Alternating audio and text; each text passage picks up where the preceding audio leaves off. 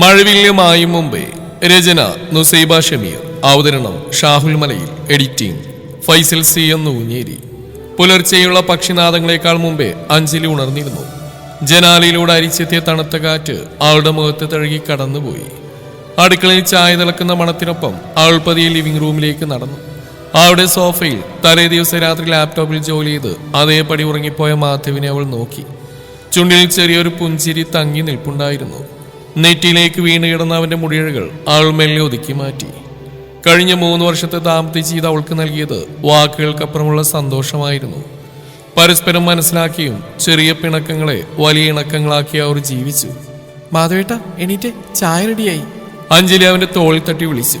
കണ്ണുകൾ തിരുമ്മി മടിയോടെ എഴുന്നേറ്റ മാധവ് അവളെ നോയി ചിരിച്ചു. ഇത്ര വേഗം നേരം വെളുത്താച്ചു, നീ ഇത് കുറച്ച് നേരത്തെയാണല്ലോ. ഇന്ന് നമ്മളുണ്ടാക്കിയ പുതിയ ഫ്ലാറ്റിലേക്ക് മാറേണ്ടല്ലേ, എത്രയോ കാര്യങ്ങൾ ചെയ്യാണ്ട്. വേറെ റെഡിയാവ്. അവൾ ചായക്കപ്പ് അവന്റെ കൈകളിലേക്ക് കൊടുത്തു. അവരുടെ സ്വന്തം സമ്പാദ്യം കൊണ്ട് വാങ്ങിയ പുതിയ ഫ്ലാറ്റിലേക്ക് മാറുന്ന ദിവസമായിരുന്നു അന്ന്. നഗരത്തിന്റെ തിരക്കുകളിൽ നിന്ന് അല്പം മാറിയുള്ള ശാന്തമായൊരു ഫ്ലാറ്റ്. മാധവ് IT കമ്പനിയിലെ പ്രൊജക്ട് മാനേജറായതിനു ശേഷം കിട്ടിയ ആദ്യത്തെ വലിയ സന്തോഷം. ഉച്ചയോടെ സാധനങ്ങളെല്ലാം പാക്ക് ചെയ്ത് അവർ പുതിയ ഫ്ലാറ്റിലെത്തി. വലിയ ജനാലകളും മനോഹരമായ ബാൽക്കണിയുമുള്ളൊരു വീട്. അഞ്ജലിക്ക് ആ സ്ഥലം ഒരുപാട് ഇഷ്ടപ്പെട്ടു. വൈകുന്നേരം ബോക്സുകളെല്ലാം അഴിച്ചു വെക്കുന്നതിനിടയിൽ മാധവ് അവളെ പിന്നിൽ വന്ന് കെട്ടിപ്പിടിച്ചു. അഞ്ജു, ഇഷ്ടപ്പെട്ടോ നമ്മുടെ പുതിയ വീട്? ഒരുപാട് ഇഷ്ടമായി മാധവേട്ട, നമ്മുടെ സ്വപ്നങ്ങളുടെ തുടക്കം ഇവിടെ. ആളവനെ നെഞ്ചിലേക്ക് ചാരിയുന്നോണ്ട് പറഞ്ഞു. പുറത്ത് നേരിയ തോതിൽ മഴ പെയ്യാൻ തുടങ്ങിയിരുന്നു. ബാൽക്കണിയിൽ നിന്ന് ആ മഴ ആസ്വദിക്കുമ്പോൾ തങ്ങളുടെ ജീവിതത്തിൽ ഇനി വരാനിരിക്കുന്ന ദിവസങ്ങളും ഇതേപോലെ മനോഹരമായിരിക്കുമെന്ന് അഞ്ജലി ഉറച്ചു വിശ്വസിച്ചു. എന്നാൽ ആ ഫ്ലാറ്റിലേക്ക് അവർ കൊണ്ടുവന്ന ചില പഴയ പെട്ടികൾക്കുള്ളിൽ തങ്ങളെ കാത്തിരിക്കുന്ന ഒരു വലിയ കൊടുങ്കാറ്റിനെ കുറിച്ച് ആളപ്പോൾ അറിഞ്ഞിരുന്നില്ല. പുതിയ ഫ്ലാറ്റിലെ ആദ്യത്തെ ആഴ്ച വളരെ പെട്ടെന്നാണ് കടന്നുപോയത്. വീട് വൃത്തിയാക്കലും സാധനങ്ങൾ ഓരോന്നായി സ്ഥാനത്ത് വെക്കലുമൊക്കെയായി അഞ്ജലി തിരക്കിലായിരുന്നു. മാധവ് ഓഫീസിലെ തിരക്കുകൾക്കിടയിലും അവളെ സഹായിക്കാൻ പരമാവധി ശ്രമിച്ചുവെങ്കിലും പുതിയ അന്തരീക്ഷവുമായി പൊരുത്തപ്പെടുന്നതിൻ്റെ ഒരു ചെറിയ ക്ഷീണം രണ്ടുപേരിലും ഉണ്ടായിരുന്നു. അന്നൊരു ശനിയാഴ്ച രാത്രിയായിരുന്നു. പുറത്ത് നല്ല കനത്ത മഴ പെയ്യുന്നുണ്ടായിരുന്നു. ജനൽ ചില്ലുകളിൽ വന്നടിക്കുന്ന മഴത്തുള്ളികളുടെ ശബ്ദം മാത്രം ആ മുറിയിൽ കേൾക്കാമായിരുന്നു. ഉമ്മറത്തെ ലൈറ്റുകളെല്ലാം അണച്ച് ബെഡ്റൂമിലെ ചെറിയ നൈറ്റ് ലാമ്പിന്റെ വെളിച്ചത്തിൽ മാധവ് അഞ്ജലി ഉറങ്ങാൻ കിടന്നു. മാധവ് നല്ല ഉറക്കത്തിലായിരുന്നു. അഞ്ജലിക്ക് എന്തുകൊണ്ടോ പെട്ടെന്ന് ഉറക്കം വന്നില്ല. അവൾ ഫോണിൽ സമയം നോക്കി. രാത്രി കൃത്യം 11:45. പെട്ടെന്നാണ് മാധവിന്റെ ഫോൺ മേശപ്പുറത്തിരുന്ന് വൈബ്രേറ്റ് ചെയ്യാൻ തുടങ്ങിയത്. നിശബ്ദമായ ആ രാത്രിയിൽ ആ ശബ്ദം അഞ്ജലിയെ ചെറുതായൊന്ന് ഞെട്ടിച്ചു. അവൾ ഫോണിലേക്ക് നോക്കി. സ്ക്രീനിൽ പേര് കാണിക്കുന്നില്ലായിരുന്നു, വെറും ഒരു അജ്ഞാത നമ്പർ മാത്രം. ഇത്ര വൈകിയ വേളയിൽ ആരായിരിക്കുമെന്ന് കരുതി അവൾ മാധവിനെ വിളിക്കാൻ ആഞ്ഞതാണ്. എന്നാൽ അതിനു മുമ്പേ ഫോണിന്റെ വൈബ്രേഷൻ കേട്ട് മാധവ് ഞെട്ടി ഉണർന്നു. സാധാരണയായി ഉറക്കത്തിൽ നിന്ന് ആരെങ്കിലും വിളിച്ചാൽ ദേഷ്യപ്പെടുന്ന മാധവ് ആ നമ്പർ കണ്ടതും പെട്ടെന്ന് ശാന്തനായി. അവന്റെ മുഖത്തൊരു പരിഭ്രമം നിഴലിക്കുന്നു ബെഡ് ലാമ്പിന്റെ നേരത്തെ വിളിച്ചതിൽ അഞ്ജലി കണ്ടു. അവൻ അഞ്ജലിയൊന്ന് പാളി നോക്കി. ആൾ ഉറങ്ങിയാണെന്ന് കരുതിയാവണം മാധവ് ബെഡിൽ നിന്നും പതുക്കെ എഴുന്നേറ്റു. ഫോണും കയ്യിലെടുത്ത് അവൻ വേഗം ബാത്റൂമിലേക്ക് നടന്നു. എന്നിട്ടുള്ളിൽ നിന്നും വാതിൽ പൂട്ടി. അഞ്ജലി ബെഡിൽ ചാരിയിരുന്നു. ആളുടെ നെഞ്ചിരിപ്പ് പടപടാൻ മിടിക്കാൻ തുടങ്ങി. ഓഫീസിലെ കാര്യമാണെങ്കിൽ അവൻ എൻ്റെ മുമ്പിൽ വെച്ച് സംസാരിക്കാറുള്ളതാണല്ലോ, ഇതിപ്പോ ബാത്റൂമിൽ കയറി ഒളിച്ച് സംസാരിക്കാൻ എന്താ ഉള്ളത്? ആളുടെ മനസ്സിൽ ചോദ്യങ്ങൾ 100,000 മാലയായി കോർത്തു. ഏകദേശം 10 മിനിറ്റോളം കഴിഞ്ഞാണ് മാധവ് പുറത്തിറങ്ങിയത്. ബാത്റൂമിലെ വെളിച്ചമണച്ച് അവൻ തിരികെ ബെഡിലേക്ക് വന്നു. അവൻ തിരിഞ്ഞെടുക്കാൻ ഭാവിക്കുമ്പോഴേക്കും അഞ്ജലി ചോദിച്ചു, ആരായിരുന്നു മാധവേട്ട ഈ സമയത്ത്? മാധവ് ഞെട്ടി. അവൻ പെട്ടെന്ന് സ്വയം നിയന്ത്രിച്ചുകൊണ്ട് പറഞ്ഞു, അത് ഓഫീസിലെ പ്രൊജക്റ്റായിട്ട് ബന്ധപ്പെട്ട് ക്ലയന്റ് വിളിച്ച. UK ടൈം ആയതുകൊണ്ടാ ഇത്ര വൈകിയത്. നിന്റെ ഉറക്കം കളയേണ്ടെന്ന് കരുതിയാ ഞാൻ ബാത്റൂമിലേക്ക് പോയത്. നീ ഉറങ്ങിക്കോ. അവനവളുടെ നെറ്റിൽ മൃദുവായി തലോടിക്കൊണ്ട് തിരിഞ്ഞു കിടന്നു. നിമിഷങ്ങൾക്കകം അവൻ വീണ്ടും ഉറക്കത്തിലേക്ക് വീണു. എന്നാൽ അഞ്ജലിക്ക് അന്ന് ബാക്കി രാത്രി മുഴുവൻ ഉറങ്ങാൻ കഴിഞ്ഞില്ല. മാധവ് പറഞ്ഞ കള്ളമാണെന്ന് അവളുടെ മനസ്സ് അടിവരയിട്ട് പറയുന്നുണ്ടായിരുന്നു. കാരണം ക്ലയന്റാണ് വിളിച്ചെങ്കിൽ അവന്റെ മുഖത്ത് ആ ഭയവും പരിഭ്രമവും ഉണ്ടാവേണ്ട കാര്യമില്ലായിരുന്നു. ആരാണ് അജ്ഞാതൻ? മാധവ് തന്നിൽ നിന്ന് എന്താണ് ഒളിക്കുന്നത്? ജനാലയിലൂടെ പുറത്തെ കറുത്ത ഇരുട്ടിലേക്ക് നോക്കിക്കിടക്കുമ്പോൾ അഞ്ജലിയുടെ മനസ്സിലും വല്ലാത്തൊരു ഇരുട്ട് പടരുന്നുണ്ടായിരുന്നു. ആ രാത്രിക്ക് ശേഷം അഞ്ജലിയുടെ മനസ്സിലെ സമാധാനം പൂർണ്ണമായും നഷ്ടപ്പെട്ടു പോയിരുന്നു. മാധവ് സാധാരണ പോലെ പെരുമാറാൻ ശ്രമിക്കുന്നുണ്ടെങ്കിലും അവന്റെ ഓരോ ചലനങ്ങളെയും അവൾ സംശയത്തോടെയാണ് വീക്ഷിച്ചത്. അവൻ ഫോൺ കയ്യിലെടുക്കുമ്പോഴൊക്കെ അവളുടെ നെഞ്ചിരിപ്പ് കൂടും. എങ്കിലും തെളിവില്ലാതെ മാധവിനെ കൂടുതൽ ചോദ്യം ചെയ്യാൻ അവൾ തുനിഞ്ഞില്ല. അങ്ങനെ ഇരിക്കെയാണ് അടുത്ത ഞായറാഴ്ച വന്നത്. ഓഫീസിൽ തിരക്കുകളില്ലാത്തതുകൊണ്ട് പുതിയ ഫ്ളാറ്റിലേക്ക് കൊണ്ടുവന്നതിൽ ബാക്കിയുണ്ടായിരുന്ന ചില പഴയ പെട്ടികൾ തുറന്ന് വൃത്തിയാക്കാൻ അഞ്ജലി തീരുമാനിച്ചു. മാധവ് അപ്പോൾ സുഹൃത്തുക്കളെ കാണാനായി പുറത്തുപോയിരിക്കുകയായിരുന്നു. ഹാളിൽ നിന്ന് അവൾ വലിയൊരു കാർഡ്ബോർഡ് ബോക്സ് തുറന്ന് അതിൽ മാധവിന്റെ കോളേജ് കാലത്തെ പഴയ ടെക്സ്റ്റ് ബുക്കുകളും സർട്ടിഫിക്കറ്റുകളും കുറച്ച് പഴയ ആൽബങ്ങളും ഒക്കെ ആയിരുന്നു. പൊടി തട്ടിയെടുക്കുന്നതിനിടയിൽ പുസ്തകങ്ങളുടെ അടിയിൽ കിടന്ന കടുനീല നിറത്തിലുള്ള ഒരു ഡയറി അവളുടെ ശ്രദ്ധയിൽപ്പെട്ടു. തുകൽ ബൈൻഡിങ് ചെയ്ത ഭംഗിയുള്ളൊരു പഴയ ഡയറി. കുതൂഹലത്തോടെ അഞ്ജലി ആ ഡയറി കയ്യിലെടുത്തു. ആദ്യത്തെ കുറച്ച് പേജുകളിൽ കോളേജ് ക്ലാസ്സിലെ നോട്ട്സുകളും ചില കവിതകളുമായിരുന്നു. എന്നാൽ ഡയറിയുടെ മധ്യഭാഗത്തേക്ക് എത്തിയപ്പോൾ അവളുടെ കൈകൾ പെട്ടെന്ന് വിറക്കാൻ തുടങ്ങി. അവളുടെ വലിയ അക്ഷരങ്ങളിൽ മീര എന്ന് എഴുതിയിരുന്നു. അതിനു താഴെ മനോഹരമായൊരു പ്രണയകാവ്യം പോലെ മാധവ് തന്റെ ഓർമ്മകൾ കുറിച്ചിട്ടിരിക്കുന്നു. എൻ്റെ ജീവന്റെ പകുതിയായ മീരയ്ക്ക് നീയല്ലാത്തൊരു പെണ്ണ് എൻ്റെ ജീവിതത്തിലേക്ക് ഇനി കടന്നു വരില്ല. ഡയറിയുടെ അടുത്ത പേജിൽ ഒരു പഴയ ഫോട്ടോ ഒട്ടിച്ചു വെച്ചിട്ടുണ്ടായിരുന്നു. കോളേജ് യൂണിഫോമിൽ ചിരിച്ചു നിൽക്കുന്ന മാധവും അവന്റെ തോളിലേക്ക് ചാരിയുന്ന പ്രണയത്തോടെ നോക്കുന്ന സുന്ദരിയായ ഒരു പെൺകുട്ടിയും. അവളുടെ കണ്ണുകളിലെ തിളക്കം ആ ബ്ലാക്ക് ആൻഡ് വൈറ്റ് ഫോട്ടോയിലും വ്യക്തമായിരുന്നു. അഞ്ജലി ആ ചിത്രം നോക്കി തരിച്ചു നിന്നു. അവൾ പേജുകൾ വേഗത്തിൽ മറിച്ചു. കോളേജ് കാലത്ത് അവരുടെ യാത്രകൾ, പരസ്പരം കൊടുത്ത സമ്മാനങ്ങൾ, പിണക്കങ്ങൾ, ഇണക്കങ്ങൾ എല്ലാം മാധവ് അതിൽ വിശദമായി എഴുതിയിട്ടുണ്ടായിരുന്നു. എന്നാൽ ഡയറിയുടെ അവസാന പേജുകളിൽ വരികൾക്ക് വല്ലാത്തൊരു സങ്കടത്തിന്റെ ഭാരമുണ്ടായിരുന്നു. എന്തോ കാരണത്താൽ അവർക്ക് ഒന്നിക്കാൻ കഴിഞ്ഞില്ലെന്നും മീര അവന് വിട്ടുപോയെന്നും അതിൽ നിന്നും വ്യക്തമായിരുന്നു. അഞ്ജലി ഡയറി നെഞ്ചോട് ചേർത്ത് തറയിലിരുന്നു. അവളുടെ കണ്ണുകളിൽ നിന്നും കണ്ണീരൊലിച്ചിറങ്ങി. മാധവിന് തന്നോട് പറയാൻ പാടില്ലാത്ത അത്രയും വലിയൊരു ഭൂതകാലം ഉണ്ടായിരുന്നു എന്നത് അവളെ മാനസികമായി തളർത്തി. അപ്പോ ആ രാത്രി വന്ന ഫോൺ കോള് അത് മീരയുടെ ആയിരിക്കുമോ? മാധവിനെ ഇപ്പോഴും അവളെ പ്രണയിക്കുന്നുണ്ടോ? അവളുടെ മനസ്സിൽ സംശയത്തിന്റെ കനൽ ആളിക്കത്താൻ തുടങ്ങി. പെട്ടെന്നാണ് ഫ്ളാറ്റിന്റെ ഡോർബെൽ മുഴങ്ങിയത്. മാധവ് തിരികെ വന്നിരിക്കുന്നു. അഞ്ജലി പരിഭ്രമത്തോടെ കണ്ണുകൾ തുടച്ചു. ആ ഡയറി പഴയപടി പുസ്തകങ്ങളുടെ അടിയിലേക്ക് തന്നെ ഒളിപ്പിച്ചു വെച്ചു. അഞ്ജലി വേഗം ചെന്ന് വാതിൽ തുറന്നു. പുറത്ത് ചിരിച്ചുകൊണ്ട് നിൽക്കുന്ന മാധവ്. അവന്റെ കയ്യിൽ അഞ്ജലിക്ക് ഇഷ്ടമുള്ള ബേക്കറി പലഹാരങ്ങൾ ഉണ്ടായിരുന്നു. എന്നാൽ ആ ചിരിക്ക് പിന്നിൽ ഒളിച്ചിരിക്കുന്ന ഡയറിയും മീരയുമാണ് അഞ്ജലിയുടെ കണ്ണുകളിൽ തെളിഞ്ഞെന്ന്. അവൾ നിർവികാരമായി അവനെ നോക്കിയൊന്ന് പുഞ്ചിരിക്കാൻ ശ്രമിച്ചു. എന്താ മുഖത്തൊരു വാട്ടം? വയ്യായിക വല്ലതും ഉണ്ടോ? മാധവ് അവളുടെ കവിളിൽ തൊട്ട് ചോദിച്ചു. ഏയ് ഒന്നുമില്ല, പൊടിയൊക്കെ തട്ടിയതിന്റെ ക്ഷീണം. ആൾ ഒഴിഞ്ഞു മാറി അടുക്കളയിലേക്ക് നടന്നു.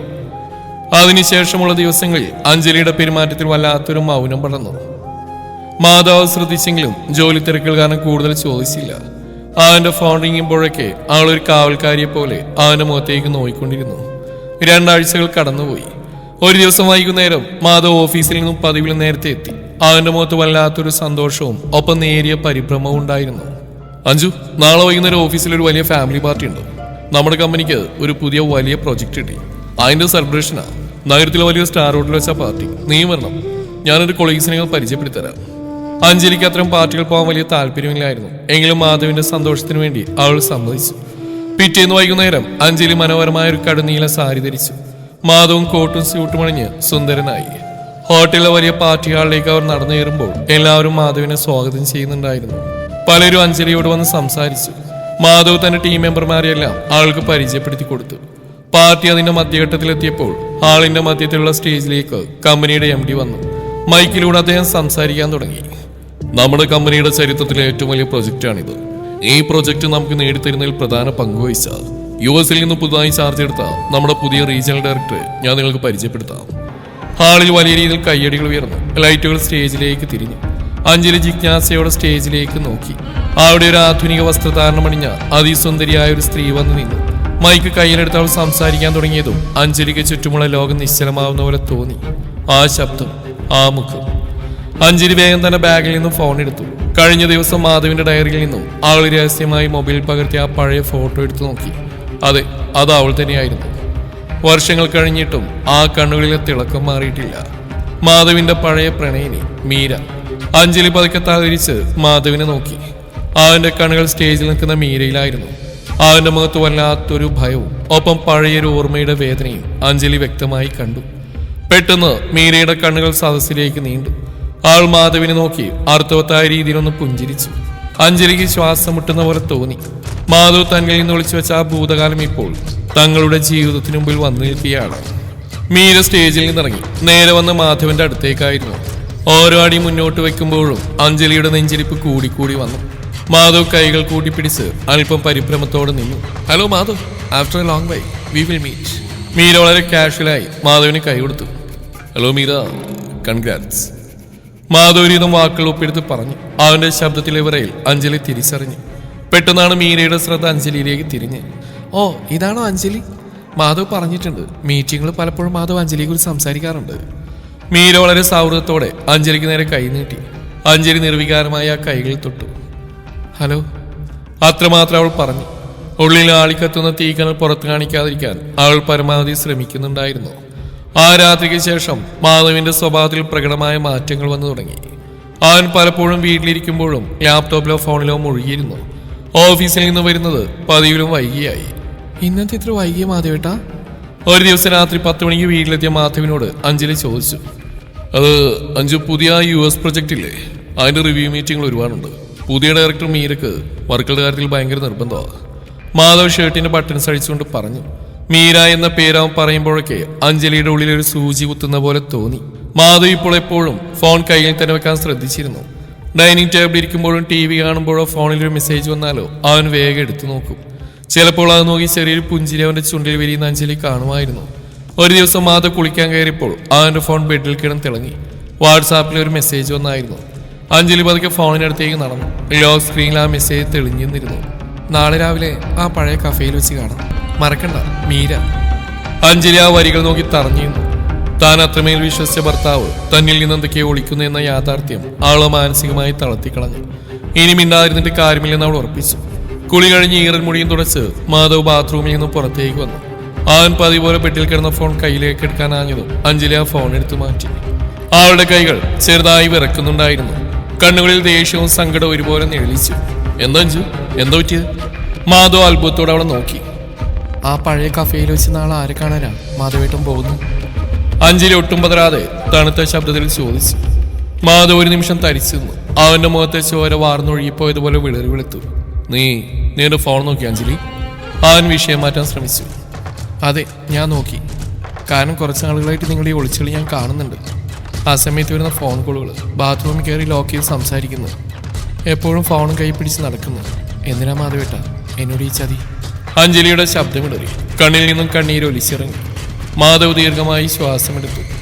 അവനോട് അരികിലേക്ക് വന്ന് കൈകൾ പിടിക്കാൻ ശ്രമിച്ചു. അഞ്ജു, നീ വിചാരിക്കുന്ന പോലെയല്ല കാര്യങ്ങൾ. നീ എന്നെ തെറ്റിദ്ധരിച്ചിരിക്കുക. ഞാൻ എന്ത് തെറ്റിദ്ധരിച്ചു എന്നാ പറയുന്നത്? നിങ്ങളുടെ കോളേജ് കാലത്ത് ആ നീല ഡയറി ഞാൻ കണ്ടിട്ടുണ്ട്. അതിൽ മീര എന്ന പേരും നിങ്ങളൊന്നിച്ചുള്ള ഫോട്ടോയും ഞാൻ കണ്ടതാ. നിങ്ങളുടെ പഴയ കാമുകനെയാണ് ഇപ്പോഴത്തെ നിങ്ങളുടെ ഓഫീസിലെ ബോസ് എന്ന് എനിക്കറിയാം. എന്നിട്ട് എന്നോടൊരു വാക്ക് പറഞ്ഞു നിങ്ങൾ? അഞ്ജലി തന്റെ ഉള്ളിൽ അടക്കി വെച്ചിരുന്ന എല്ലാ സങ്കടങ്ങളും തുറന്നു വിട്ടു. മാധവ് സോഫയിലേക്ക് തളർന്നിരുന്നു. അവൻ തല താഴ്ത്തി പിടിച്ചു. അത് വേറൊരു പഴയ പ്രണയമായിരുന്നു അഞ്ജു. കോളേജ് കഴിഞ്ഞോടെ അത് അവസാനിച്ചതാ.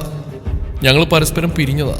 ഇപ്പോൾ വർഷങ്ങൾക്ക് ശേഷം അവൾ എൻ്റെ ഓഫീസിൽ ഉയർന്ന പദവിയിലെത്തിയപ്പോൾ എനിക്ക് ജോലി പിടിക്കാൻ കഴിയില്ലായിരുന്നു. അത് നിന്നോട് പറയാൻ നീ വിഷമിക്കുന്ന എഴുതിയിട്ടാ ഞാൻ ഒളിപ്പിച്ചത്. അപ്പം നാളത്തെ കൂടിക്കാഴ്ചയാണ്. അഞ്ജലി വിട്ടുകൊടുക്കാൻ തയ്യാറായില്ല. അത് വേറൊരു ഒഫീഷ്യൽ മീറ്റിംഗ് മാത്രം അഞ്ജു. കമ്പനിയുടെ ചില പുതിയ പോളിസികളെ കുറിച്ച് സംസാരിക്കാം. ഇപ്പം ഞങ്ങൾ വെറും സഹപ്രവർത്തകർ മാത്രമാണ്, നല്ല സുഹൃത്തുക്കൾ മാത്രമാണ്. എൻ്റെ ജീവിതത്തിൽ ഇപ്പം നീ മാത്രമാണ് ഉള്ളത്. എന്നെ ഒന്ന് വിശ്വസിക്കുക. മാധവ് അവളുടെ മുഖത്തേക്ക് നോക്കി യാചിക്കുന്ന പോലെ പറഞ്ഞു. മാധവ് പറഞ്ഞു കേട്ടപ്പോൾ അഞ്ജലിക്ക് അല്പം ആശ്വാസം തോന്നിയെങ്കിലും ആളുടെ മനസ്സിന്റെ ഒരു കോണിൽ ആ സംശയത്തിന്റെ കനൽ പൂർണ്ണമായും അണഞ്ഞിരുന്നില്ല. നല്ല സുഹൃത്തുക്കൾ മാത്രമാണെങ്കിൽ എന്തിനാണ് ഇത്രയേറെ രഹസ്യങ്ങൾ? അവളൊന്നും മിണ്ടാതെ ജനാലക്കരിയിലേക്ക് നടന്നു. അന്ന് രാത്രിക്ക് ശേഷം മാധവും അഞ്ജലിയും തമ്മിൽ വലിയൊരു മൗനം നിലനിന്നു. മാധവ് അഞ്ജലിയുടെ വിശ്വാസം വീണ്ടെടുക്കാൻ പരമാവധി ശ്രമിക്കുന്നുണ്ടായിരുന്നു. ഓഫീസിൽ നിന്ന് നേരെ വീട്ടിലെത്താനും ഫോൺ കൂടുതൽ സമയം മേശപ്പുറത്ത് തന്നെ പരസ്യമായിട്ട് വെക്കാനും അവൻ ശ്രദ്ധിച്ചു. എങ്കിലും തകർന്നുപോയ വിശ്വാസത്തിന്റെ കണ്ണാടി പെട്ടെന്നൊന്നും കൂട്ടിച്ചേർക്കാൻ അഞ്ജലി കഴിഞ്ഞില്ല. ദിവസങ്ങൾ കടന്നുപോയി. ഒരു വ്യാഴാഴ്ച വൈകുന്നേരം മാധവ് വീട്ടിലെത്തിയപ്പോൾ അവന്റെ കയ്യിൽ മനോഹരമായ ഒരു വെള്ളി നിറത്തിലുള്ള ക്ഷണക്കത്തുണ്ടായിരുന്നു. അവനത് പതുക്കെ അഞ്ജലിയുടെ കൈകളിലേക്ക് കൊടുത്തു. മാധവേട്ട, എന്താ ഇത്? അഞ്ജലി കവർ തുറക്കുന്നതിനിടയിൽ ചോദിച്ചു. അത് മീരയുടെ പുതിയ വീടിന്റെ പാലാശിൽ ചടങ്ങാണ്. നഗരത്തിന്റെ മധ്യത്തിൽ അവിടെ ഒരു പുതിയ പെന്റ് ഹൗസ് വാങ്ങിയിട്ടുണ്ട്. വരുന്ന ശനിയാഴ്ചയാണ് ഫംഗ്ഷൻ. ഓഫീസിലെല്ലാവരും ക്ഷണിച്ചിട്ടുണ്ട്. എന്നോട് പ്രത്യേകം നിന്നെയും കൂട്ടി വരണമെന്ന് പറഞ്ഞിട്ടുണ്ട്. മാധവ് അല്പം മടിയോടെയാണത് പറഞ്ഞത്. ക്ഷണക്കത്തിൽ സ്വർണ്ണലിപികളിൽ മീര എന്ന് എഴുതിയിരിക്കുന്ന അഞ്ജലി നോക്കി. ആളുടെ മനസ്സാക്ഷണം നിരസിക്കാൻ ആഗ്രഹിച്ചു. എനിക്ക് വരാൻ താല്പര്യമില്ല മാധവേട്ട. നിങ്ങളുടെ ഓഫീസിലെ ആളുകളുടെ ഇടയിൽ ഞാൻ വന്നിട്ടെന്താ കാര്യം? നിങ്ങൾ ഒറ്റയ്ക്ക് പോയാൽ മതി. അത് ശരിയാവില്ല അഞ്ജു. മാധവ് അവിടെ അരികിലിരുന്ന് കൈകൾ ചേർത്ത് പിടിച്ചു. നമ്മൾ രണ്ടുപേരും ഒന്നിച്ചു പോയില്ലെങ്കിൽ ഓഫീസിലുള്ളവർ പലതും സംസാരിക്കും. മീര വിചാരിക്കും നീ ഇപ്പോഴും അവളെ തെറ്റിദ്ധരിക്കുകയാണെന്ന്. നമുക്കിടയിൽ യാതൊരു പ്രശ്നമില്ലെന്ന് ആൾക്ക് കൂടി മനസ്സിലാക്കാൻ നമ്മൾ ഒന്നിച്ചു പോകണം. പ്ലീസ്, എനിക്ക് വേണ്ടിയാണ് നീ സമ്മതിക്കുക. മാധവന്റെ കണ്ണുകളിൽ ആത്മാർത്ഥത കണ്ടപ്പോൾ അഞ്ജലിക്ക് ഒരു അലിവ് തോന്നി. ആളൊരു ദീർഘശ്വാസം വിട്ടുകൊണ്ട് സമ്മതം മൂളി. ശനിയാഴ്ച രാവിലെ 6 മീരയുടെ പുതിയ ഫ്ളാറ്റിലെത്തി. വലിയൊരു ആഡംബര അപ്പാർട്ട്മെന്റ് ആയിരുന്നു അത്. ഓഫീസിലെ പ്രമുഖരായ പലരും അവിടെ എത്തിയിരുന്നു. മീര കടും ചുവപ്പ് നിറത്തിലുള്ള കേരള സാരി ധരിച്ച് അതിസുന്ദരിയായി അതിഥികളെ സ്വീകരിക്കുന്നുണ്ടായിരുന്നു. അവരകത്തേക്ക് കയറിയതും മീര പുഞ്ചിരിയോടെ ഓടി വന്നു. Welcome Madhav, welcome Anjali. നിങ്ങൾ വരുമെന്ന് എനിക്കറിയായിരുന്നു. വരൂ, ആദ്യകരിയും. മീരയുടെ പെരുമാറ്റത്തിൽ യാതൊരുവിധ അസ്വാഭാവികതയും ഉണ്ടായിരുന്നില്ല. അവൾ അഞ്ജലിയെ വളരെ സ്നേഹത്തോടെയാണ് സൽക്കരിച്ച്. എങ്കിലും ആ വലിയ വീടിന്റെ ചുമരുകളിലേക്ക് നോക്കുമ്പോൾ അഞ്ജലിയുടെ ഉള്ളിൽ എന്തോ ഒരു അസ്വസ്ഥത പുകയുന്നുണ്ടായിരുന്നു. ഈ സന്തോഷ പ്രകടനങ്ങൾക്കെല്ലാം പിന്നിൽ മറ്റെന്തോ ഒളിച്ചിരിപ്പുണ്ടെന്ന് അവരുടെ സ്ത്രീ സഹജമായ മനസ്സ് മുന്നറിയിപ്പ് നൽകുന്നുണ്ടായിരുന്നു. പാലുകാച്ചൽ ചടങ്ങുകൾക്ക് ശേഷം വൈകുന്നേരത്തോടെ വിരുന്ന് സൽക്കാർ ആരംഭിച്ചു. മനോഹരമായ സംഗീതവും ആഡംബര വിളക്കുകളുടെ വെളിച്ചവും കൊണ്ട് ആ ഹാള് സജീവമായിരുന്നു. ഓഫീസിലെ സഹപ്രവർത്തകർ ഗ്രൂപ്പുകളായി തിരിഞ്ഞ് സംസാരിച്ചുകൊണ്ടിരുന്നു. അഞ്ജലി ഹാളിലെ ഒരു സോഫയിൽ നിന്ന് ചുറ്റും നോക്കിയായിരുന്നു. മാധവ് അവിടെ അടുത്തിരുന്നെങ്കിലും ഇടയ്ക്ക് ചില ഒഫീഷ്യൽ കാര്യങ്ങൾ സംസാരിക്കാനായി റീജിയണൽ മാനേജർ അവനെ വിളിച്ചുകൊണ്ടുപോയി. സമയം കടന്നുപോയിട്ടും മാധവ് തിരികെ വരാത്തതുകൊണ്ട് അഞ്ജലി അവനെ തിരഞ്ഞടന്നു. ഹാളിൽ എവിടെ അവനെ കണ്ടില്ല. ഒടുവിൽ അവൾ ലിവിംഗ് റൂമിൽ നിന്നും ബാൽക്കണിയിലേക്ക് ഇറങ്ങുന്ന ഇടനാഴിയിലേക്ക് നടന്നു. അവിടെ നേരത്തെ വെളിച്ചമുള്ള ഒരു കോണിൽ 2 നിഴലുകൾ നിൽക്കുന്ന അവൾ കണ്ടു. അത് മാധവും മീരയുമായിരുന്നു. അഞ്ജലി ഒരു തൂണിന്റെ മറവിൽ ശ്വാസമടക്കി നിന്നു. അവർ രണ്ടുപേരും വളരെ ഗൗരവത്തോടെ എന്തോ സംസാരിക്കായിരുന്നു. പെട്ടെന്ന് മീരയുടെ കണ്ണുകൾ നിറയുന്ന അഞ്ജലി കണ്ടു. മാധവ്, എനിക്ക് ഇനി ഇത് ഒറ്റയ്ക്ക് താങ്ങാൻ വയ്യ. നീ കൂടെ ഉണ്ടെന്ന് ധൈര്യത്തില്ല ഞാൻ ഇത്രയും നാൾ പിടിച്ചെന്ന് മീര ഇടറിയ ശബ്ദത്തിൽ പറഞ്ഞു. മാധവ് മീരയുടെ തോളിൽ പതുക്കെ കൈവച്ചു. അവന്റെ മുഖത്ത് അഞ്ജലി ഇതുവരെ കാണാത്തത്രയും സങ്കടവും വാത്സല്യവും ഉണ്ടായിരുന്നു. മീര, നീ വിഷമിക്കരുത്. ഞാൻ നിന്റെ കൂടെ ഉണ്ടാവും. പഴയതെല്ലാം മറക്കാൻ എനിക്ക് കഴിയില്ലല്ലോ. നിനക്ക് വേണ്ടി ഞാൻ ചെയ്യാൻ പറ്റാവുന്നതിന്റെ പരമാവധി ചെയ്യും. പെട്ടെന്ന് മീര മാധവിന്റെ കൈകൾ മുറുക്കെ പിടിച്ചു. മാധവ് ആ കൈകൾ മാറ്റാൻ ശ്രമിച്ചതുമില്ല. അവർ പരസ്പരം നോക്കി നിൽക്കുന്ന ആ നിമിഷം അഞ്ജലിയുടെ നെഞ്ചിലേക്ക് ഒരു ഇടിത്തീ പോലെയാണ് വന്ന് പതിച്ചത്. അവളുടെ കണ്ണുകളിൽ ഇരുട്ട് പടരുന്ന പോലെ തോന്നി. സുഹൃത്തുക്കൾ മാത്രമാണെന്ന് പറഞ്ഞ് എന്നെ പറ്റിക്കാൻ വേണ്ടിയായിരുന്നല്ലേ? ഞാൻ കാരണം ഇവർക്ക് ഒന്നിക്കാൻ കഴിയാത്തതിന്റെ സങ്കടമാണ് ഈ കാണിക്കുന്നത്. അഞ്ജലിയുടെ മനസ്സിൽ ദേഷ്യവും അപമാനവും ആളിക്കത്തി. ആളവിടെ കൂടുതൽ നേരം നിൽക്കാൻ ആഗ്രഹിച്ചില്ല. കണ്ണീര് തുടച്ചുകൊണ്ട് അവൾ വേഗം ഹാളിലേക്ക് തിരിച്ചോടി. കുറച്ചു കഴിഞ്ഞപ്പോൾ മാധവ് എന്നറിയാത്ത പോലെ അവളുടെ അരികിലേക്ക് വന്നു. അഞ്ജു, നമുക്ക് ഇറങ്ങിയാലോ? നേരെ ഒരുപാടായി. മാധവ് ചോദിച്ചു. അഞ്ജലി അവനെ നോക്കിയില്ല. പോവാം എന്ന് മാത്രം പറഞ്ഞ് അവൾ മുന്നോട്ട് നടന്നു. വണ്ടിയിലിരിക്കുമ്പോഴും അവൾ പുറത്തിരുട്ടിലേക്ക് നോക്കി മിണ്ടാതിരുന്നു. മാധവ് എന്തൊക്കെയോ സംസാരിക്കാൻ ശ്രമിച്ചെങ്കിലും അവൾ മറുപടി നൽകിയില്ല.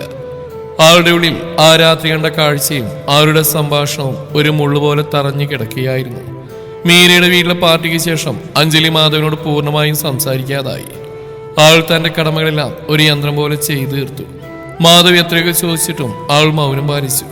ആ വീട് ഒരു തടവറ പോലെ അവൾക്ക് തോന്നി തുടങ്ങി. അങ്ങനെ ഇരിക്കെ ഒരു ചൊവ്വാഴ്ച ഉച്ചക്ക് അഞ്ജലിക്ക് അവളുടെ കോളേജ് കൂട്ടുകാരി ശ്രുതിയുടെ ഫോൺ കോൾ വന്നു. ശ്രുതി വളരെ പരിഭ്രമത്തോടെയാണ് സംസാരിച്ച്. അഞ്ജു, നീ എവിടെയാ? ഞാനിവിടുത്തെ കഫേയിൽ വെച്ച് മാധവേട്ടനെ കണ്ടു. അതിനെന്താ ശ്രുതി? ഓഫീസ് മീറ്റിങ്ങിന് വന്നായിരിക്കും.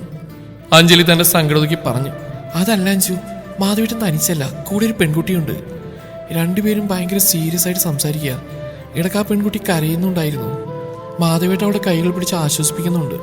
എനിക്ക് കണ്ടിട്ട് എന്തോ ഒരു പന്തിയേട് തോന്നി. എന്തായാലും നീ ഇതൊന്ന് അന്വേഷിക്കാൻ നല്ലതാ. ശ്രുതി ഫോൺ വെച്ചു. ശ്രുതി പറഞ്ഞു കേട്ടതും അഞ്ജലിയുടെ കയ്യിൽ നിന്ന് ഫോൺ താഴെ വീണു.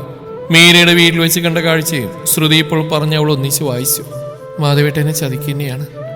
ഞാൻ ഈ വീട്ടിലൊരു വിഡ്ഢിയെ പോലെ ജീവിക്കേണ്ടവളല്ല. ആളുടെ കണ്ണുകളിൽ നിന്നും കണ്ണുനീരിനൊപ്പം കനത്ത ദേഷ്യവും പുറത്തേക്ക് വന്നു. ആൾ വേഗം ബെഡ്റൂമിലേക്ക് നടന്നു. അലമാര തുറന്ന് തന്റെ വസ്ത്രങ്ങളെല്ലാം ഒരു വലിയ ബാഗിലേക്ക് എടുത്തു വെക്കാൻ തുടങ്ങി. അവൾ ആ വീടും മാധവനെ ഉപേക്ഷിച്ച് പോകാൻ ഉറപ്പിച്ചു കഴിഞ്ഞിരുന്നു. ബാഗുകളെല്ലാം പാക്ക് ചെയ്ത് കഴിഞ്ഞപ്പോഴേക്കും അഞ്ജലിയുടെ മനസ്സ് കല്ലായിരുന്നു. അവളുടെ കണ്ണീർ വറ്റിയിരുന്നു. പകരം ആള് ദൃഢനിശ്ചയം മാത്രമാണ് അവശേഷിച്ചത്. വൈകുന്നേരം 6 മണിയോടെ മാധവ് വീട്ടിലെത്തി.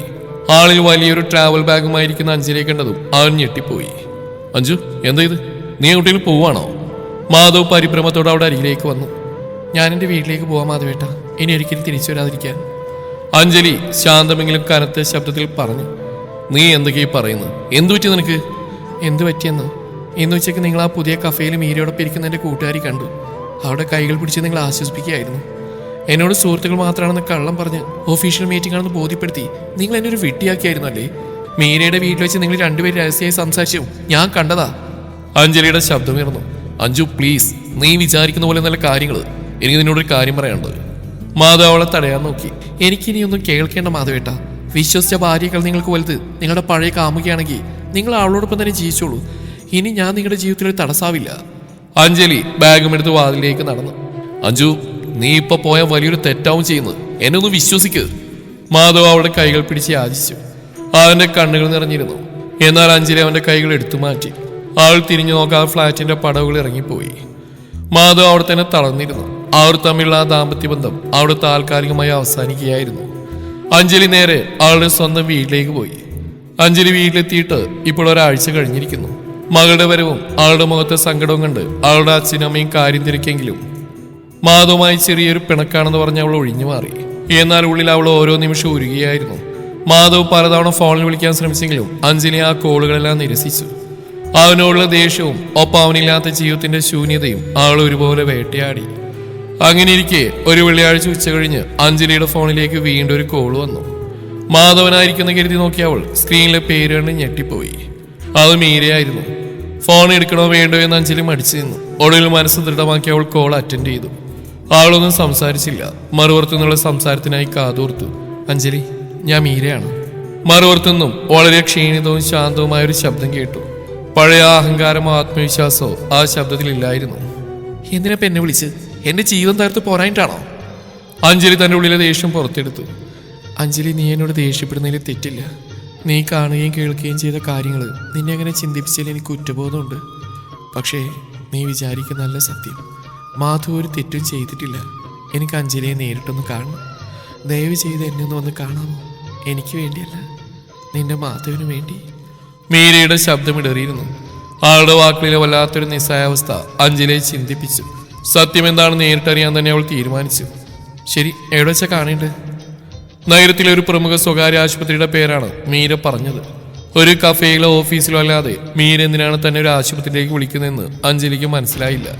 എങ്കിലും ഒരു വലിയ കാർമേഘം നീങ്ങാൻ പോകുന്നെന്ന ഭയത്തോടെ ആകാംക്ഷയോടെയും അഞ്ജലി അങ്ങോട്ടേക്ക് പുറപ്പെട്ടു. ആശുപത്രിയുടെ വലിയ ഗേറ്റുകൾ കടന്ന് അകത്തേക്ക് നടക്കുമ്പോൾ അഞ്ജലിയുടെ കൈകാലുകൾ തണുത്ത് വിറക്കുന്നുണ്ടായിരുന്നു. മീര പറഞ്ഞ പോലെ അവൾ ഓങ്കോളജി വിഭാഗത്തിന്റെ മുന്നിലെത്തി. അവിടെ ഒരു ബെഞ്ചിൽ മീര ഇരിപ്പുണ്ടായിരുന്നു. പാർട്ടിയിൽ കണ്ട ആധുനിക വസ്ത്രധാരണം അണിഞ്ഞ ആത്മവിശ്വാസമുള്ള സ്ത്രീയായിരുന്നില്ല അത്. തലയിൽ ഒരു സ്കാർഫ് കെട്ടി മുഖത്തെ തിളക്കമെല്ലാം നഷ്ടപ്പെട്ട് വല്ലാതെ മെലിഞ്ഞുണങ്ങിയ രൂപം. അഞ്ജലിക്ക് ഒരു നിമിഷം വിശ്വസിക്കാൻ കഴിഞ്ഞില്ല. മീര, അഞ്ജലി പതുക്കെ വിളിച്ചു. മീര തല ഉയർത്തി നോക്കി. ആളുടെ കണ്ണുകൾ കുഴിഞ്ഞിരുന്നു. അഞ്ജലിയെ കണ്ടതും ആളുടെ ചുണ്ടിലൊരു നേർത്ത പുഞ്ചിരി വിരിഞ്ഞു. വന്നതിന് നന്ദി. അഞ്ജലി ഇരിക്കി. മീര അരിയിലെ കസേരയിലേക്ക് ചൂണ്ടി. അഞ്ജലി അവിടെ ഇരുന്നു. ആളുടെ മനസ്സിൽ ചോദ്യങ്ങൾ ഇരമ്പുകയായിരുന്നു. നീ വിചാരിക്കുന്ന പോലെ ഞാനും മാധവും തമ്മിൽ ഇപ്പോൾ യാതൊരു ബന്ധവുമില്ല അഞ്ജലി. ദീർഘമായി ശ്വാസം എടുത്തുകൊണ്ട് പറഞ്ഞു തുടങ്ങി. എനിക്ക് ബ്ലഡ് ക്യാൻസറാണ്.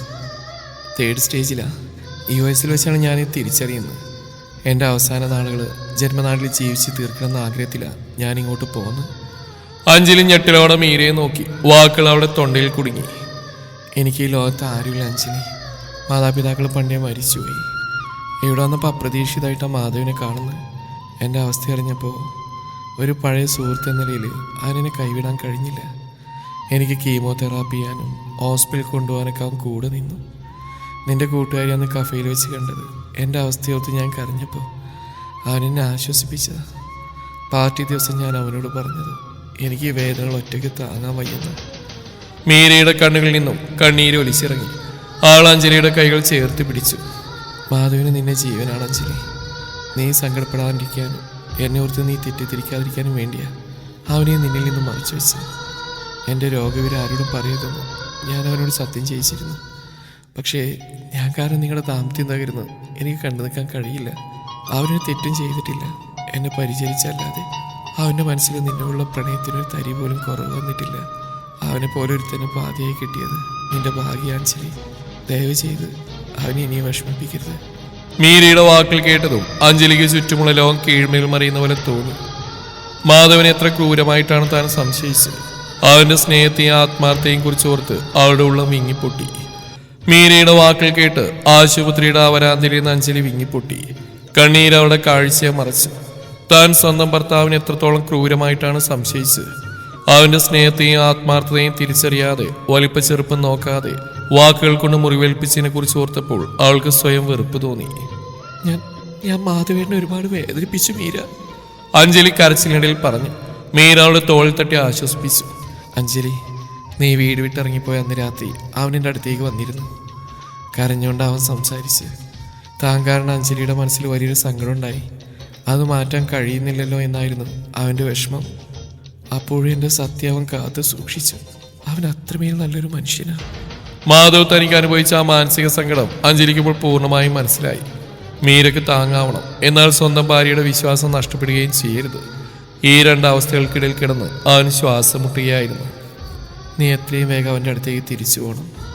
അവനിപ്പോൾ നിന്റെ പിന്തുണയാണ് ഏറ്റവും ആവശ്യം. മീര അവളുടെ കൈകളിൽ അമർത്തി പിടിച്ചുകൊണ്ട് പറഞ്ഞു. അഞ്ജലി മീരയെ നോക്കി. രോഗത്തിന്റെ അവശതകൾക്കിടയിലും തങ്ങളുടെ ജീവിതം തിരികെ നൽകാൻ ശ്രമിച്ച ആ പെൺകുട്ടിയോട് ആൾക്ക് വല്ലാത്തൊരു ആദരവ് തോന്നി. മീര, ഞാൻ കാര്യം എന്താണെന്നറിയാതെ മീര എന്നോട് ക്ഷമിക്കണം. ഏയ്, അതൊന്നും സാരില്ല. നീ വേഗം ചെല്ല്. ആ വീട്ടിൽ തനിച്ചായിരിക്കും. മീര പുഞ്ചിരിയോടെ പറഞ്ഞു. അഞ്ജലി വേഗം ആശുപത്രിയിൽ നിന്ന് പുറത്തേക്ക് ഇറങ്ങി. ആൾക്ക് എത്രയും വേഗം മാധവന്റെ അടുത്തെത്തണമായിരുന്നു. വഴിയിലുടനീളം ആളുടെ മനസ്സിൽ മാധവന്റെ മുഖം മാത്രമായിരുന്നു, അവന്റെ കണ്ണീരും. എന്നെ ഒന്ന് വിശ്വസിക്കൂ എന്നവൻ അവസാനമായി പറഞ്ഞ വാക്കുകളും ആളുടെ കാതുകളിൽ മുഴങ്ങിക്കൊണ്ടേയിരുന്നു. ഓട്ടോറിക്ഷയിൽ നിന്നിറങ്ങി ഫ്ലാറ്റിന്റെ ലിഫ്റ്റിലേക്ക് കയറുമ്പോൾ അഞ്ജലിയുടെ ഹൃദയം പടപടാമിടിക്കുകയായിരുന്നു. കൈകൾ വിറക്കുന്നുണ്ടായിരുന്നു. 3 വർഷത്തെ ദാമ്പത്യത്തിനിടയിൽ ഇങ്ങനെ ഒരു അകൽച്ച അവർക്കിടയിൽ ആദ്യമായിരുന്നു. ആൾ പതിയെ ഫ്ലാറ്റിന്റെ ഡോറിന് മുമ്പിലെത്തി. കോളിംഗ് ബെല്ലിൽ വിരലമർത്തുമ്പോൾ ആളുടെ കണ്ണുകൾ വീണ്ടും നിറഞ്ഞു തുളുമ്പി. കുറച്ച് സെക്കൻഡുകൾക്ക് ശേഷം വാതിൽ തുറക്കപ്പെട്ടു. മറുപുറത്ത് മാധവായിരുന്നു. താടി വളർന്ന് കണ്ണുകൾ കുഴിഞ്ഞ് വല്ലാതെ ക്ഷീണിച്ച ഒരു രൂപം. അഞ്ജലി അവിടെ അപ്രതീക്ഷിതമായി കണ്ടതും അവന്റെ കണ്ണുകൾ അത്ഭുതം കൊണ്ട് വിടർന്നു. അവനൊന്നും സംസാരിച്ചില്ല, വെറുതെ അവളെ നോക്കി നിന്നു. അഞ്ജലിക്ക് സ്വയം നിയന്ത്രിക്കാൻ കഴിഞ്ഞില്ല. കയ്യിലുണ്ടായിരുന്ന ബാഗ് തറയിലേക്കിട്ട് അവൾ മാധവന്റെ നെഞ്ചിലേക്ക് വീണ് വിങ്ങിപ്പൊട്ടി. മാധവേട്ട, എന്നോട് ക്ഷമിക്ക്. ഞാൻ ഒന്നിനും കൊള്ളാത്തവള. നിങ്ങളെ ഞാൻ ഒട്ടും മനസ്സിലാക്കിയില്ലല്ലോ. അവളുടെ കരച്ചിൽ ആ ഹാളിൽ മുഴങ്ങി കേട്ടു. മാധവ് ആദ്യമൊന്ന് പകച്ചെങ്കിലും പതുക്കെ അവന്റെ കൈകൾ അഞ്ജലിയെ ചുറ്റിപ്പിടിച്ചു. അവളുടെ തലയിൽ തലോടിക്കൊണ്ട് അവനെ ആശ്വസിപ്പിച്ചു. അഞ്ജു, നീ എന്തിനാടാ കരയുന്നത്? സാറില്ലടാ, കരയാണ്ടിരിക്കേ. ഞാൻ മീരയെ കണ്ടു മാധവേട്ട. അവൾ എല്ലാ സത്യങ്ങളും എന്നോട് പറഞ്ഞു. മീരയുടെ രോഗി വരും നിങ്ങൾ അവളെ സഹായിച്ചല്ല ഞാൻ അറിഞ്ഞു. എന്നിട്ട് ഞാൻ നിങ്ങൾ എത്ര ക്രൂരായിട്ടാണ് സംശയിച്ച്. വലിപ്പച്ചെറുപ്പം നോക്കാതെ വാക്കുകൾ കൊണ്ട് മുറിവേൽപ്പിച്ച് എന്നോട് നിങ്ങൾക്ക് ക്ഷമിക്കാൻ കഴിയും. ആൾ അവന്റെ മുഖത്തേക്ക് നോക്കി. മാധവ് അവളുടെ കണ്ണീർ തുടച്ചു മാറ്റി മൃദുവായി ഒന്ന് പുഞ്ചിരിച്ചു. എനിക്ക് നിന്നോട് ഒട്ടും ദേഷ്യമില്ല അഞ്ജു. ഒരു ഭാര്യ എന്ന നിലയിൽ നിന്റെ ഭാഗത്തുനിന്നുണ്ടായ സംശയങ്ങൾ സ്വാഭാവിക. എല്ലാം നിന്നോട് തുറന്നു പറയണമെന്ന് എനിക്കുണ്ടായിരുന്നു. പക്ഷേ മീരയ്ക്ക് ഞാൻ ചെയ്തു കൊടുത്ത സത്യം നിന്നെ സങ്കടപ്പെടുത്താൻ എനിക്ക് കഴിയില്ലായിരുന്നു. എന്തായാലും നീ തിരികെ വന്നല്ലോ, അത് മതി. അവളെ കൂടുതൽ ചേർത്ത് പിടിച്ചു. ആ നിമിഷം അവർക്കിടയിലുണ്ടായിരുന്ന എല്ലാ തെറ്റിദ്ധാരണകളുടെയും മതിൽക്കെട്ടുകൾ തകർന്നു വീണു. പരസ്പര വിശ്വാസത്തിന്റെ പുതിയൊരു വെളിച്ചം ആ മുറിയിൽ പടർന്നു. മീരയ്ക്ക് ആവശ്യമായ എല്ലാ പിന്തുണയും ഇനി ഒന്നിച്ച് നൽകാൻ അവർ രണ്ടുപേരും അപ്പോൾ തീരുമാനിച്ചു. അതിനുശേഷമുള്ള ദിവസങ്ങളിൽ അഞ്ജലിയും മാധവും മീരയുടെ തണലായി മാറി. കീമോതെറാപ്പിയുടെ കഠിനമായ ദിവസങ്ങളിൽ അഞ്ജലി മീരയുടെ അരികിൽ തന്നെ ഉണ്ടായിരുന്നു. അവൾക്ക് ഇഷ്ടപ്പെട്ട ഭക്ഷണങ്ങൾ പാചകം ചെയ്ത് നൽകിയും ഒരനിയത്തെ പോലെ കൂടെയിരുന്നും അഞ്ജലി മീരയ്ക്ക് ആത്മവിശ്വാസം നൽകി. മാധവനും അഞ്ജലിയും തനിക്ക് നൽകിയ സ്നേഹം മീരയുടെ മനസ്സിലെ വലിയൊരു ഭാരമാണ് ഇറക്കി വെച്ച്. മാസങ്ങൾ കടന്നുപോയി. മീരയുടെ തുടർച്ചയായ ചികിത്സകൾ ഫലം കണ്ടു തുടങ്ങിയിരുന്നു. അവളുടെ ആരോഗ്യസ്ഥിതിയിൽ വലിയ പുരോഗതി ഉണ്ടായി. എങ്കിലും തുടർ ചികിത്സക്കായി വിദേശത്തുള്ള ഒരു പ്രമുഖ ക്യാൻസർ റിസർച്ച് സെന്ററിലേക്ക് പോവാൻ മീര തീരുമാനിച്ചു. അവൾ വിമാനത്താവളത്തിലേക്ക് തിരിക്കുന്ന ദിവസമായിരുന്നു ഇന്ന്. മാധവ് അഞ്ജലിയും അവളെ യാത്രയാക്കാൻ എത്തിയിരുന്നു. മീരയുടെ മുഖത്ത് ആ പഴയ തിളക്കവും പുഞ്ചിരിയും തിരിച്ചെത്തിയിരുന്നു. യാത്ര പറയുന്നതിന് മുമ്പ് മീര അഞ്ജലിയെ കെട്ടിപ്പിടിച്ചു. നന്ദി അഞ്ജലി. ഒരുപക്ഷെ നീ എൻ്റെ ജീവിതത്തിലേക്ക് കടന്നു വന്നില്ലായിരുന്നെങ്കിൽ ഈ രോഗത്തോട് പോരാടാനുള്ള കരുത്തെനിക്ക് കിട്ടില്ലായിരുന്നു. മാധവനെ പോലെ തന്നെ നീയും എനിക്ക് പ്രിയപ്പെട്ടവളാ. അഞ്ജലി മീരയുടെ കൈകളിൽ അമർത്തിപ്പിടിച്ചു. വേഗം സുഖം പ്രാപിച്ച് തിരികെ വരണം മീര. ഞങ്ങൾ നിനക്കായി കാത്തിരിക്കും. മീര മാധവനെ നോക്കി ഒന്ന് പുഞ്ചിരിച്ചു. ശേഷം വിമാനത്താവളത്തിന്റെ ഉള്ളിലേക്ക് നടന്നുപോയി. അവൾ അകലിൽ നിന്ന് നോക്കി നിൽക്കുമ്പോൾ മാധവ് പതുക്കെ അഞ്ജലിയുടെ കൈകൾ കോർത്തു പിടിച്ചു. പുറത്ത് നേരിയ തോതിൽ മഴ പെയ്യാൻ തുടങ്ങിയിരുന്നു. അവരുടെ പുതിയ ഫ്ലാറ്റിലേക്ക് മാറി അന്ന് പെയ്ത അതേ മഴ. പക്ഷേ ഇന്ന് അവരുടെ മനസ്സിൽ സംശയത്തിന്റെ കരിനിഴലുകളില്ലായിരുന്നു. പരസ്പര വിശ്വാസത്തിന്റെ തിരിച്ചറിവിന്റെ മനോഹരമായൊരു മഴവില് അവരുടെ ജീവിതത്തിൽ തെളിഞ്ഞു നിന്നു. പഴയ പ്രണയത്തിന്റെ ഓർമ്മകൾ ഒരു നല്ല സൗഹൃദത്തിന് വഴിമാറിയപ്പോൾ കൂടുതൽ ശക്തമായ പ്രണയത്തോടെ മാധവും അഞ്ജലിയും തങ്ങളുടെ പുതിയ ജീവിതത്തിലേക്ക് ഒരുമിച്ച് ചുവടുവെച്ചു.